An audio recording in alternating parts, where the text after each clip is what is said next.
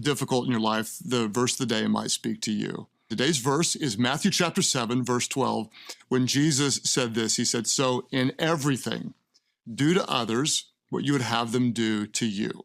This sums up the law and the prophets. Now, for context, Jesus was wrapping up his longest sermon recorded in the Bible. It's called the Sermon on the Mount, where Jesus taught these very powerful kingdom words about how you should be a disciple, how you're a citizen of the kingdom of heaven and not of this world. This little portion is often known as the Golden Rule, where Jesus gave us this massive assignment.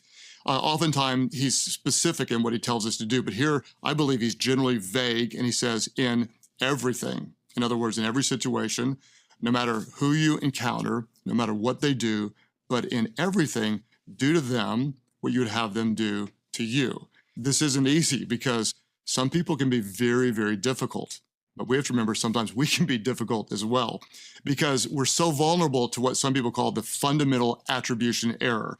If you don't know what that is, we tend to make excuses for our own faults, for our own mistakes, for our own sins, but we make accusations when someone else does something wrong. In other words, if I do something wrong, I'll blame my circumstances. Like, hey, I'm not that bad, it wasn't my fault. But if someone else does something wrong, we tend to blame their character.